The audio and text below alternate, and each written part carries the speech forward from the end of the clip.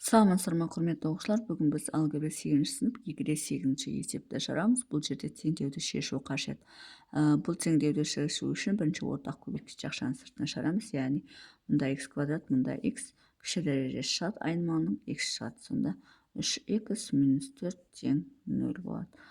Сонда x біріміз 0-ге тең болады, иә, а жағдайы.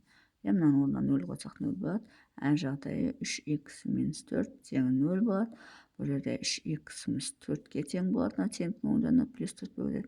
x2-іміз 4 бөлінген 3 болады. Сонда есептің жауабы x біріміз 0-ге тең, x2-іміз 4 бөлінген 3-ге тең. Бұл бізде бірінші есеп. Енді екінші есепті шығарамыз. 4x квадрат минус 9 тең 0 дейді. Енді бұны екі жақшаға жіктеуге болады. А квадрат минус b квадрат деп, сонда 2x минус 3, 2x плюс 3 деп осылай екі жақшаға жіктеуге болады. Енді а жағдайы 2x минус 3-ті 0-ге теңестіреміз. 2x қалады, минус 3 теңдіктің оң жағына плюс 3 болып өтеді. x біріміз 3 бөлінген 2 болады. А жағдайы 2x плюс 3 тең 0 болады. 2x тең теңдіктің оң жағына минус 3 болып өтеді. x2-іміз минус 3 бөлінген 2 болады. Енді осы жерден екі жауап береміз. Жауапқа x біріміз 3 бөлінген 2 болса, x2-іміз минус 3 бөлінген 2 болады. Немесе плюс минус 2-ден 3 деп жазуға болады. X тең плюс минус 2-ден 3 деп те жазуға болады. Бұл бізде екінші есеп. Енді үшінші есепті шығарамыз. Үшінші есеп минус 5x квадрат плюс 6x тең 0. Бұл жерде де x-ті жақшаның сыртына шығарамыз. X жақшаның сыртына бірінші 6-ны жазайық. 6 минус 5x тең 0. Яғни 6x болады, номинал көбейтсек минус 5x квадрат болады. Енді а жағдайы x біріміз 0-ге тең, өткен x-ің орнына 0-ді қойсақ, теңдік 0-ге тең болады. А жағдайы 6 минус 5x тең 0 болады. 6 тең 5x болады. x2-іміз 6 бөлінген 5 болады. Сонда есептің жауабы x1 тең 0, x2 тең 6 бөлінген 5 болады. Бұл бізде үшінші есептің жауабы. Енді төртінші есепті шығарамыз. Төртінші есеп бізде минус x квадрат плюс 3 тең 0 дейді. Енді мынаны теңдіктің оң жағына жібереміз. X квадрат тең 3 болады.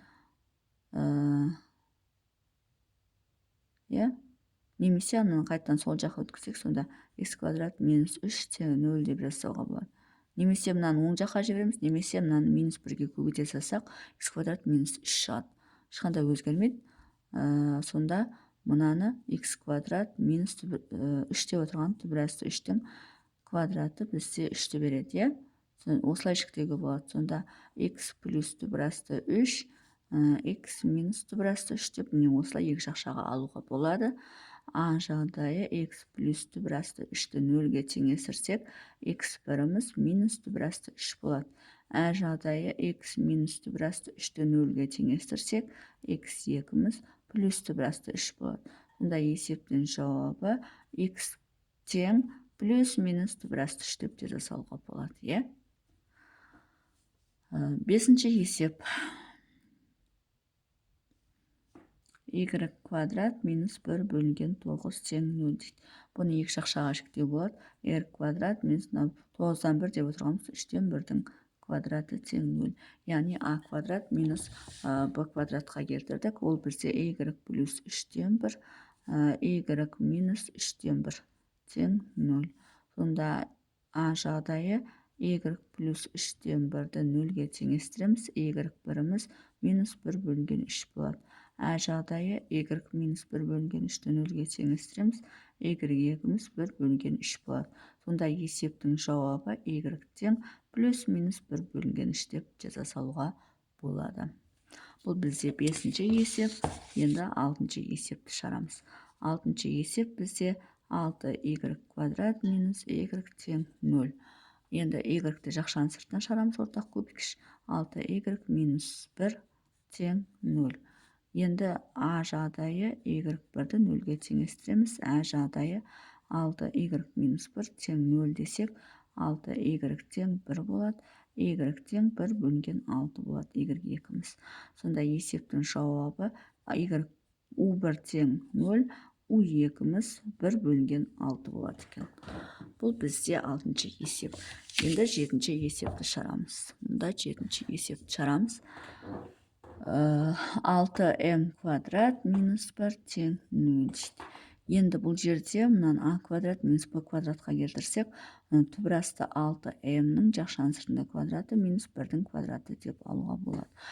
Сонда түбірасты 6m плюс 1, түбірасты 6m, m сыртында минус 1 тең 0 деп осылай екі шақшаға шектеуге болады. А жағдайы түбірасты 6m плюс 1 тең 0 десек, түбірасты 6m тең минус 1 болады. m тең минус 1 бөлінген түбірасты 6 болады.